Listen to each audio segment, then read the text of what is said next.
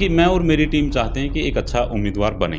गौतम जी एक विनम्र छवि के नेता हैं, वो उभरे हैं और जो कड़वाहट पंचायत के समय में हम भी ठीक नहीं कर पाए, उस आदमी ने ठीक की है।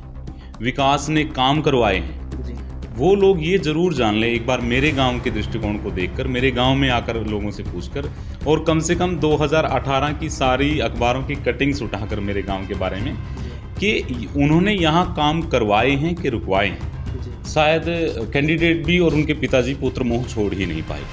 वो पुत्र मोह में ये देख ही नहीं पाए कि कौन सी नीतियाँ गाँव को नुकसान कर रही हैं, कौन सी नीतियाँ गांव के बारे में हैं। और ये मुझे अजीब लगता है। अपनी आत्मा में झांक कर देखिए ज़रा, आप काम को वोट कह रहे हैं, काम को वोट मांगे। आप ज़रा देखिए, आपने करोड़ों के काम रुकवाए हैं और ये बात सच है, मुझे कहने की ज़रूरत नहीं है, आप लोग भी जानते हैं, कैंडिडेट ये बात जानता है कि आपने यहाँ काम बाधित किए हैं। इनको बात नहीं करनी थी, इनको काम नहीं होने देना था, इनको सिर्फ अड़ंगा नाने से मतलब था, इनको सिर्फ अपनी राजनीति चमकाने से मतलब था। गाँव का नुकसान हो, भाईचारे का नुकसान हो, अशांति हो, प्रतिष्ठा खत्म हो, कोई समस्या आए, इनको कोई उनसे मतलब नहीं था। अपनी मतलब ओछी राजनीति के चलते, अपनी पॉलिटिसाइज नीतियों के चलते इन लोगों ने गांव में बनाया। उसकी वजह से 3 बार तो हमें सीएम का प्रोग्राम कैंसिल करना पड़ा गांव में। नवे कैंडिडेट पर, गौतम पर जो इल्ज़ाम लगा रहे हैं कि झूठ बोलते हैं, तो आपको सोचना चाहिए कि खिलवाड़ और झूठ आपने गाँव के साथ किया है, उन्होंने नहीं किया है। वो एक अच्छी छवि के ईमानदार और प्रतिष्ठित और विनम्र नेता हैं, हालांकि आप उससे बौखलाए हुए हैं, तब आप उस ऐसे नेता पर आरोप लगा रहे हैं। इसी तरह की अब राजनीति है 21वीं सदी की। इस तरह की राजनीति नहीं है कि आपने 10-10, 20-20 लोगों के पर्चे दर्ज करवा दिए। इस तरह से राजनीति नहीं चलती है। एक सही आदमी का चुनाव जरूर करें, अपनी आत्मा से ही जो आवाज़ निकले, एक सही आदमी का चुनाव करें।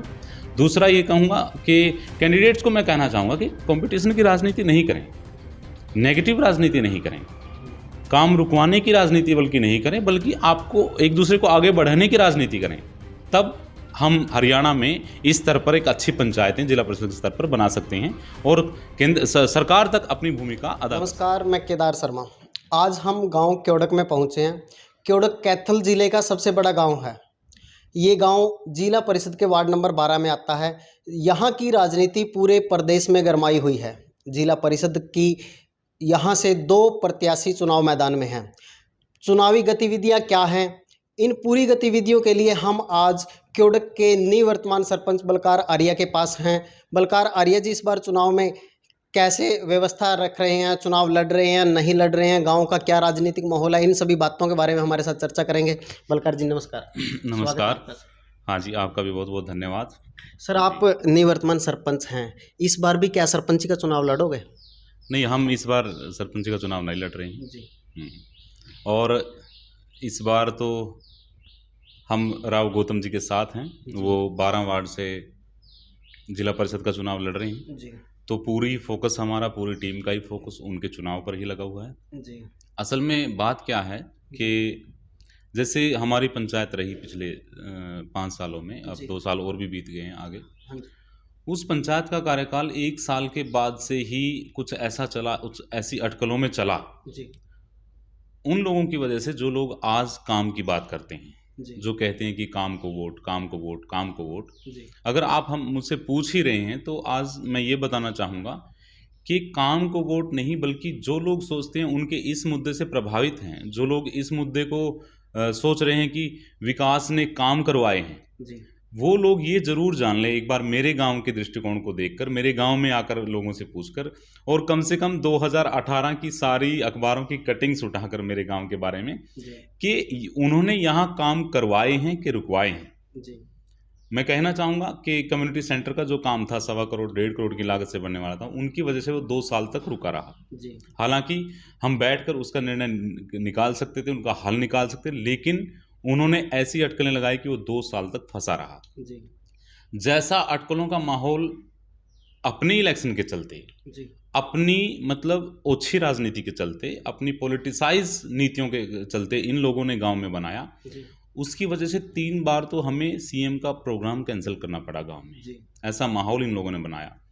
5.5 करोड़ की ग्रांट जो सीएम का साहब का फोन भी आया था, गलियों के लिए जो मंजूर हुई थी, जो एफडी टूटनी थी, वो इनकी अतिवादिता के कारण मतलब इनका जो रवैया है, अपने आप को ही देखना, अपने आप को ही बढ़ाने को देखना, ये नहीं देखना कि आपकी अपनी नीतियों के कारण गांव का नुकसान हो रहा है। इस अतिवादिता के कारण, इस एक्सट्रीमिज्म के कारण गांव का 5.5 करोड़ से ज़्यादा का नुकसान हुआ। इनकी अटकलों के माहौल के कारण गांव से 3 करोड़ 19 लाख 3 पट्टियों का जैसे तालाब है अंदर का, आपने बाहर देखा होगा, कोटिकूट तीर पर कितना सौंदर्य से सब चीज़ें बनी हैं। 5.5 करोड़ की ग्रांट वहाँ खर्च हुई हैं, कॉरिडोर बना है, रेलिंग्स लगी हैं और स्ट्रीट लाइट लगी हैं। अब लोग वहाँ घूमने आते हैं।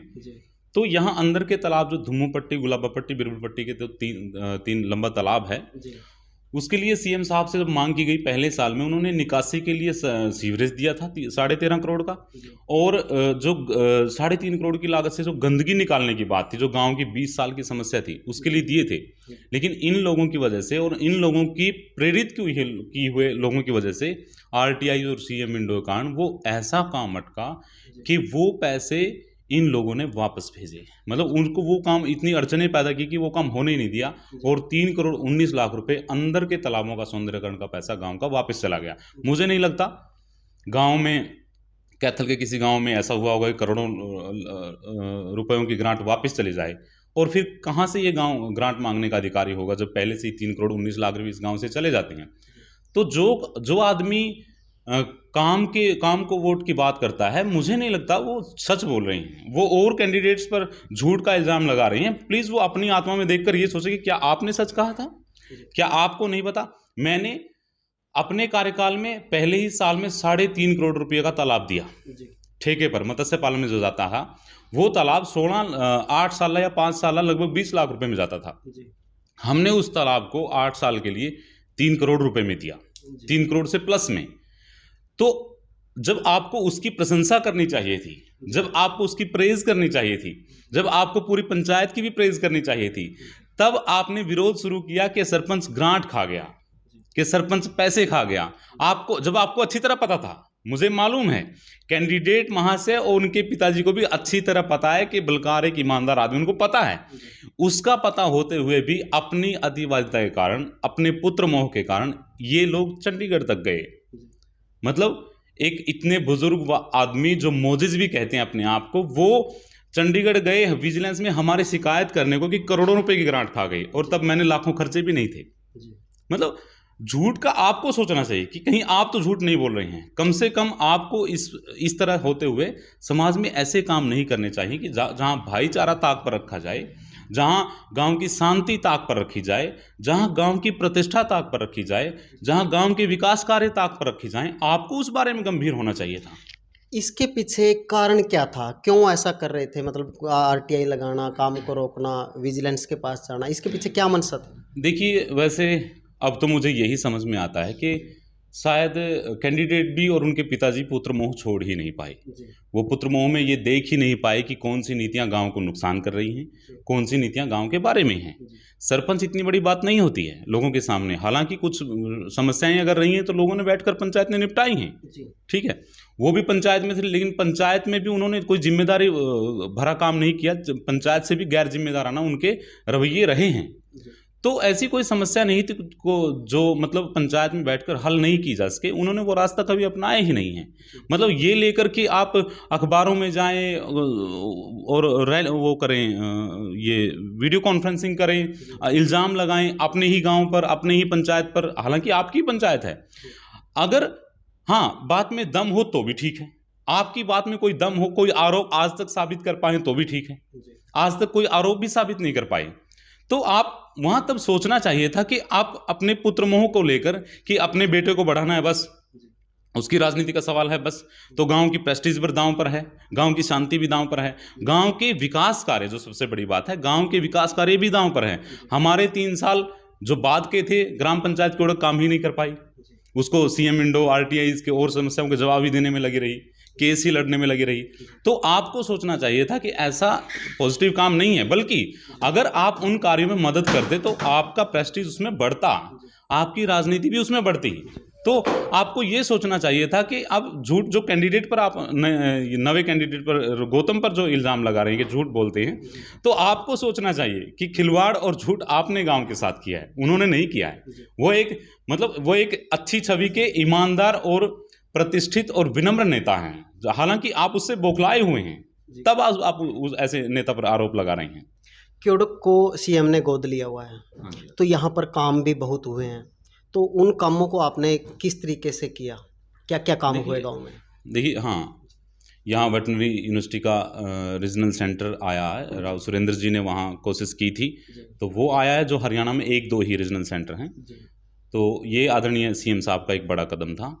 जो मल्या तालाब हम बोलते हैं, जो सबसे बड़ा तालाब है, और वो आदर्श तालाब भी है सारे हरियाणा में, लगभग 32 एकड़ में फैला हुआ, वो उसको जो कोटिकूट तीर्थ के रूप में सुसज्जित किया गया, वो एक बड़ा काम है। सीवरेज, हालांकि सीवरेज रहा, सारी गलियां फटी, जिनकी वजह से बवाल मचाते हैं, उन्हीं फटी हुई गलियों के कारण पंचायत के प्रयास से 5 करोड़ रुपया आना था, सीएम साहब के कारण आना था, लेकिन इनकी अटकलों के चलते हुए, इनके ये जो शिकायतों का माहौल के चलते हुए, जो गांव में जो ये अशांति का माहौल बनाया इन्होंने, तो उसके चलते हुए वो पैसा नहीं आ पाया।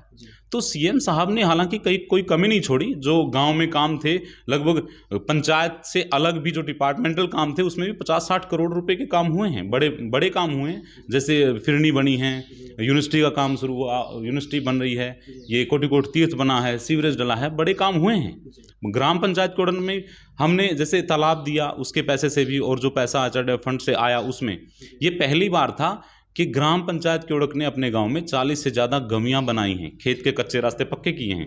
सीएम साहब ने मुझे बुलाया था, मुझसे सलाह ली कि क्या होना चाहिए किसानों के लिए। मैंने कहा, सीएम साहब, लोग नेट हाउसेज लगा रहे हैं, नई तरह की खेती चाहते हैं लोग।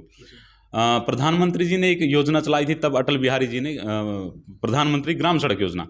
तो मैंने कहा कि सीएम साहब, आप क्यों नहीं मुख्यमंत्री खेत सड़क योजना चला दें, इससे किसानों को बहुत लाभ होगा, क्योंकि वो बहुत से किसान डेरों में रहते हैं, बहुत से किसान अपनी नई खेती करना चाहते हैं, जैसे सब्जी वगैरह की खेती करना चाहते हैं। तो उसको मुझे सीएम साहब ने उठवाया, उस मीटिंग में सबसे तालियां बजवाई, और वो लिखवाया अपने वजह से कहकर, ये कार्यक्रम लिखो।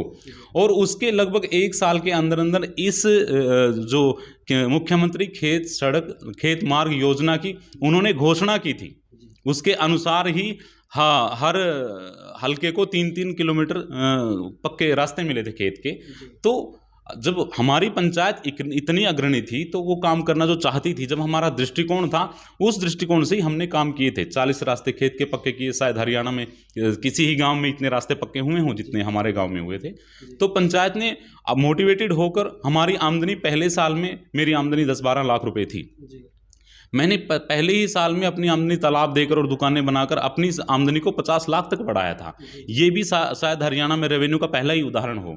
तो हम पॉजिटिवली काम कर रहे थे, लेकिन शायद इनको वो काम रास नहीं आए, और शायद हमारी प्रतिष्ठा भी बढ़ती हुई इनको रास नहीं आई, और वो पुत्र मोह के कारण अपने बेटे को बढ़ाने के लिए, मतलब हमारे अच्छे काम को भी खराब बताते गए, और हम ये सोचते गए कि नहीं, वो शायद उम्र दराज हैं। मेरे साथ यूथ की टीम थी, मैंने चाहा भी यही कि शांति रहे और नुकसान ना हो, और कोई किसी तरह का दबाव ज़बरदस्ती ना हो, इस करके हमने भी थोड़ी शांति बरती। लेकिन मुझे वैसे अजीब लगा कि इस आदमी को इस तरह से पेश नहीं आना चाहिए था अपने गांव के लिए, जबकि उनकी उम्र बहुत वैसी थी कि वो गांव का सम्मान उनको करना चाहिए था, गांव में शांति का ख्याल रखना चाहिए था।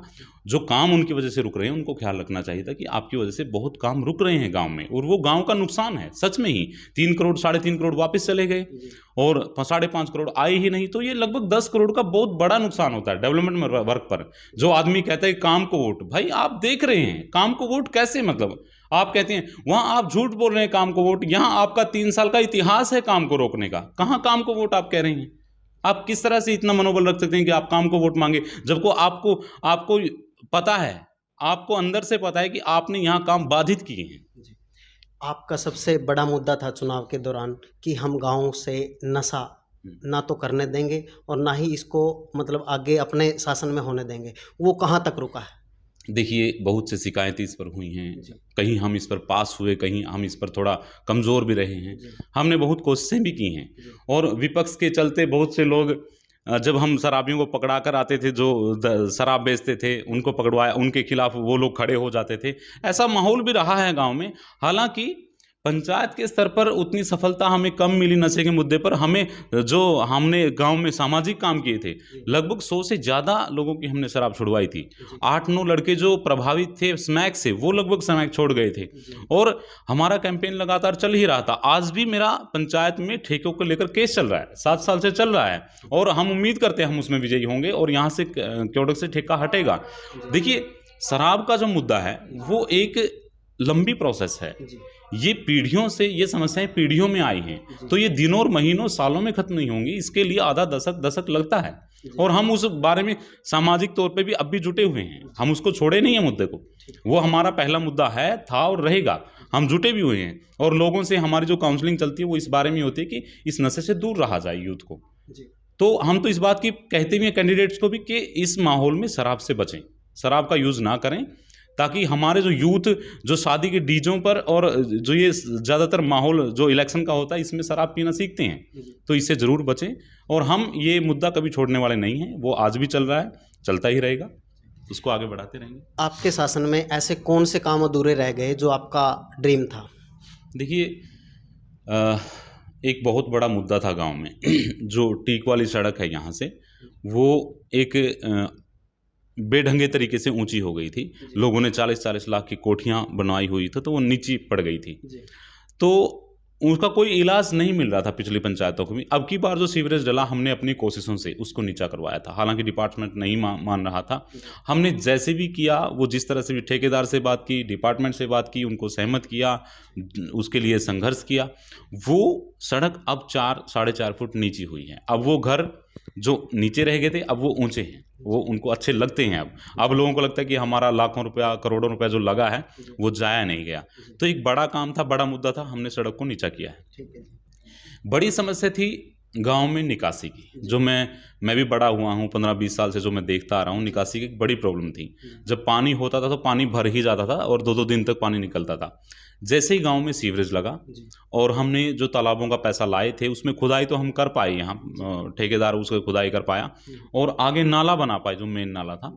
तो उससे क्या हुआ कि कितना भी बारिश आए 2 घंटे में सारा पानी निकल जाता है। अब पानी की रुकावट नहीं है।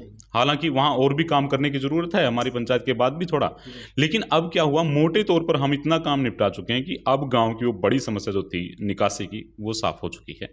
और बहुत से लोग कहते हैं सीवरेज कामयाब नहीं होगा। अब सीवरेज चल रहा है, लगभग 2 साल से सीवरेज चल रहा है, उसकी रिपेयरमेंट और सारी विभाग देख रहा है। तो ये एक बड़ा काम था। एक बड़ा मुद्दा था गाँव में कि लोग चाहते थे उनके खेत के रास्ते पक्के हों। वो गहरी रास्ते थे, बहुत लोगों के उनके वो मतलब जाना होता था, उनके मालिक थे। बहुतों के तो ज़्यादातर के घर हैं वहाँ, बच्चों को, प्रेग्नेंट महिलाओं को और भी आने जाने मेहमानों को बहुत दिक्कत होती थी बारिश वगैरह में। तो उस काम का भी कॉन्फिडेंस हमें बहुत आया कि हाँ, हमने बड़े ज़ोर शोर के साथ पक्के रास्ते करवाए हैं, जिसका गवांड के गांव में भी इतना असर था कि बाकी सरपंच भी उसको बनवाने लगे थे कि हाँ पक्के रास्ते होने चाहिए। तो हमने वहाँ रास्ते पक्के किए थे। एक हमने देखा था, जब मैं सरपंच नहीं था तो देखा कि स्कूलों की व्यवस्था हालत खस्ता थी डेवलपमेंट के स्तर पर। तो हमने सभी स्कूलों में पैसा खर्च करके ब्यूटीफाई किया स्कूलों को। आप स्कूल जाकर देख लीजिए, ग्रीनरी के तौर पर ब्लॉक्स लगे हैं उसके तौर पर। तो डेवलपमेंटल दृष्टिकोण से स्कूल अब उन्नत हैं। हालांकि हमारा जो स्कूल था सबसे मतलब वहाँ समस्या रहती थी, वहाँ ब्यूटीफाई नहीं था, वो वहाँ मतलब सबसे ख़राब स्कूल था वो ब्लॉक का। आज वो स्कूल को अवार्ड मिला था सबसे ब्यूटीफाई स्कूल होने का। प्राइमरी स्कूल है हमारी पट्टी में ही, धुमू पट्टी में जो स्कूल है विंग है, तो आज वो सबसे ब्यूटीफाई स्कूल है ब्लॉक का। तो इस तरह से हमने काम किए हैं। और हाँ, कुछ काम रहे हैं। देखो, गरीब लोगों को जो बेचारे गरीब सेक्शन से आते हैं उनको मुझसे उलाने हैं, मुझसे शिकायतें हैं कि आपने बीपीएल नहीं बनवाए, आपने कॉलोनीज नहीं बनवाई। हालांकि मैंने 225 बीपीएल की सिफारिश कर रखी है। मैंने 200 से 250 के आसपास कॉलोनीज की सिफारिश की है। उनके कागज़ पास हैं, उनकी कॉलोनी आएगी भी, लेकिन लोग नहीं समझते हैं। वो बस ये जाते हैं कि सरपंच को देना चाहिए, सरपंच ने नहीं दिया। हालांकि जो योजना कॉलोनी की है वो प्रधानमंत्री आवास योजना है, आप भी अच्छी तरह से जानते हैं। उसका पैसा प्रधानमंत्री से ही डलेगा, वो केंद्र सरकार ही उसका पैसा डालती है या राज्य सरकार उसका पैसा डालती है। बीपीएल की जो स्कीम है उसमें सीधा डायरेक्ट हस्तक्षेप केंद्र सरकार का है।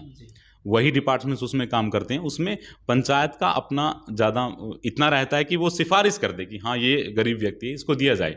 तो इन दो मुद्दों पर आज भी हमारे लोग हमसे नाराज़ हैं, गालियाँ भी देते हैं, हम खाते भी हैं और नाराज़गी उनकी सर मत्थे भी रखते हैं।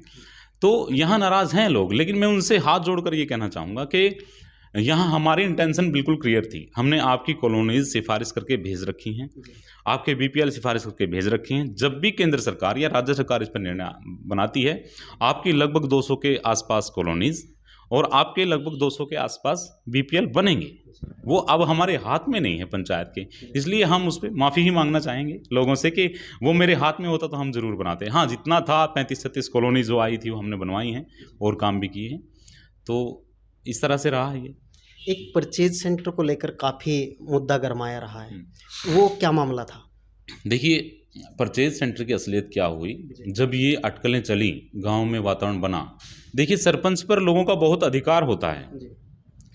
कुछ मैं यंग भी था, तो एक यूथ के कारण होने के कारण सभी लोगों का अधिकार भी ज़्यादा था। तो जितना कहा लोगों ने मुझे ही कहा, तो थोड़ा शांत रहो, ऐसा ऐसा करके जो भी कहा, क्यों वो अधिकार मानते थे मुझ पर। तो ठीक है, मैंने कहा आप जैसे चाहते हैं वैसा होगा। हालांकि जिनकी अतिवादिता थी, जिनका गांव के काम को रोकना, अपनी नीतियों के खिलाफ, अपनी नीतियों को बेढंगे रूप से पेश करके गांव के काम को रुकवाने के लिए जो आगे बढ़ रहे थे, जो लोग अपनी राजनीति चमकाने के लिए आगे बढ़ रहे थे, उन लोगों ने काम रोके हैं। जब ये परचेज सेंटर का मुद्दा, जो गेहूं खरीद का मुद्दा था मेरी मंडी में, वहाँ मैं लगभग 400 गज में ही मैं वो बना रहा था। 10,000 एकड़ ज़मीन है वहाँ, 10,000 गज ज़मीन है वहाँ। मैं जो वहाँ वो बना रहा था कम्युनिटी सेंटर, वहाँ हमने सोचा था कि ज़्यादा पब्लिक का आना जाना यहाँ से है, वहाँ की ज़मीन बहुत भद्दी रहती है। 1 महीना आप वहाँ उसमें गेहूँ खरीदते हैं, उसके बाद 11 महीने वो पड़ी रहती है ख़राब। तो हमने वहाँ के लोगों के आसपास को भी, पंचायत से भी डिस्कशन करके, सरकार के भी कुछ लोगों से डिस्कशन करके ये सोचा था। और मैंने तब ADC शक्ति सिंह थे, सुनीता वर्मा जी DC थी, मैंने उनके भी व्यू लिए थे कि ऐसे ऐसे करके गेहूं खरीद केंद्र में हम बना रहे हैं। तो उन्होंने कहा था ठीक है, बिल्डिंग बन जाएगी, आप बिल्डिंग भी आड़ती वगैरह का यूज़ होती रहेगी, ज़्यादातर लोन तो आपका खाली रहेगा ही, दोनों काम चलते रहेंगे। हमारे पास क्योंकि उतनी जगह नहीं थी, वो 2 एकड़ मांग रहे थे, हमारे पास कहीं भी गाँव में वो जो पंचायत की दूर ज़मीन है उसके अलावा कहीं 2 एकड़ ज़मीन नहीं थी। उन्होंने कहा था अगर 2 एकड़ देते हैं तो 1.5 करोड़ का हम खर्च करेंगे, नहीं तो हम छोटा मोटा कम्युनिटी सेंटर बनाएंगे। तो उस मुद्दे इस पक्ष ने वो मुद्दा बनाया, विरोध का मुद्दा बनाया कि परचेज सेंटर कैंसिल हो जाएगा। हालांकि डिपार्टमेंट से भी हमारी बात थी कि अगर आप कॉन्फिडेंशियल हैं गांव के लोग आपस में, हम इसको कैंसिल नहीं करेंगे। ना उनसे कोई चिट्ठी थी, ना इनसे कोई चिट्ठी। इन्होंने जब बवाल मचाया तो उन्होंने चिट्ठियों से व्यवहार करना भी शुरू किया। फिर देखिए, जो इन्होंने परचेज सेंटर का मुद्दा बनाया और विरोध किया, मैं एक बात आपको कहना चाहूँगा, लोगों को अभी तक नहीं पता है। हम क्योंकि गांव में शांति भंग हो रही थी, बहुत सी चीज़ें हमने कही नहीं ताकि भाईचारा खराब ना हो। जिस आदमी ने ये कहा, जसबीर चेयरमैन वगैरह ने और इन लोगों ने ये माहौल बनाया कि परचेज सेंटर कैंसिल हो जाएगा, मुझे इन्होंने घर बुलाकर ये कहा कि जहां मंडी है वहां आप ट्रीटमेंट प्लांट बना दो।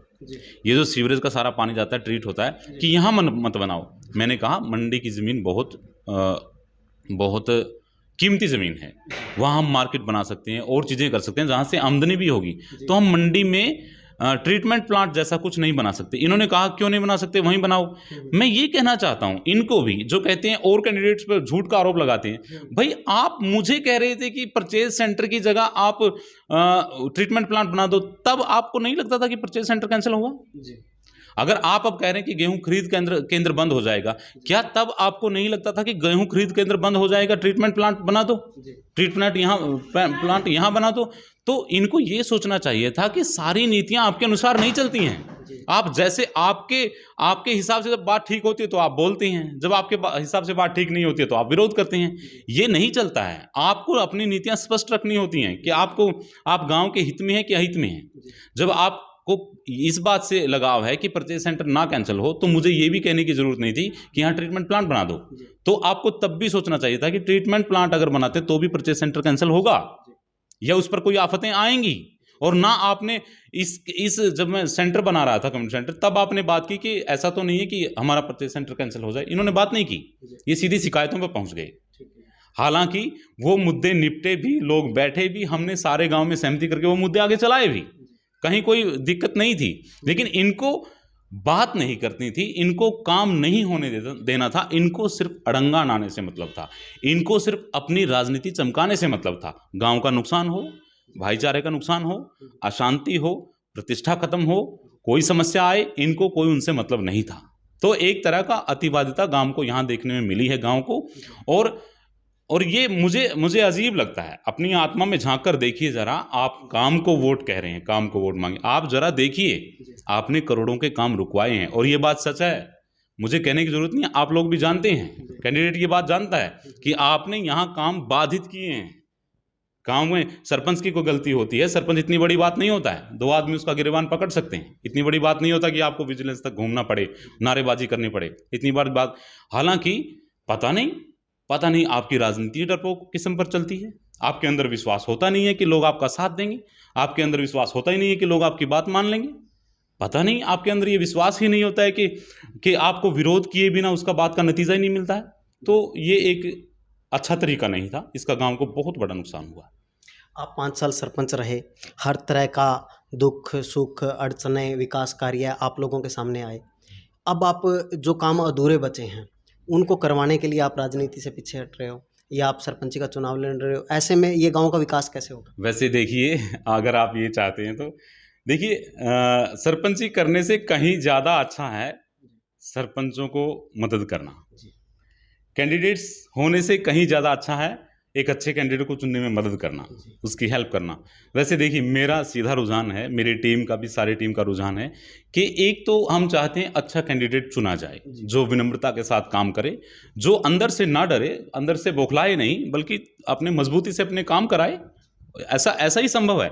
इसी तरह की अब राजनीति है 21वीं सदी की। इस तरह की राजनीति नहीं है कि आपने 10-10, 20-20 लोगों के पर्चे दर्ज करवा दिए। इस तरह से राजनीति नहीं चलती है। आपका ढंग अनकॉन्स्टिट्यूशनल बहुत जगह हुआ है पहले भी। इन्होंने जो राजनीति की है वो अनकॉन्स्टिट्यूशनल ढंग से की है। 8-8, 10-10 लोगों के FIR दर्ज हैं। तो इस तरह से राजनीति नहीं होती है। इनके कार्यकाल में 3-4 साल से समस्याएं आ रही हैं लगातार। आज वहाँ झगड़ा है, आज वहाँ झगड़ा है, आज वहाँ डिपार्टमेंट के साथ झगड़ा हो रहा है। ये बल्कि काम नहीं करवा रहे, बल्कि आवेश भर रहे हैं लोगों में। ऐसी राजनीति नहीं होती है। दूसरा मैं जो सोच रहा हूँ, देखिए, मैं और मेरी टीम चाहते हैं कि एक अच्छा उम्मीदवार बने। गौतम जी एक विनम्र छवि के नेता हैं, वो उभरे हैं, और जो कड़वाहट पंचायत के समय में हम भी ठीक नहीं कर पाए, उस आदमी ने ठीक की है, ये मानना पड़ेगा। उस आदमी ने 12 के 12 गांव में भाईचारे का एक संदेश दिया है, ये भी मानना पड़ेगा।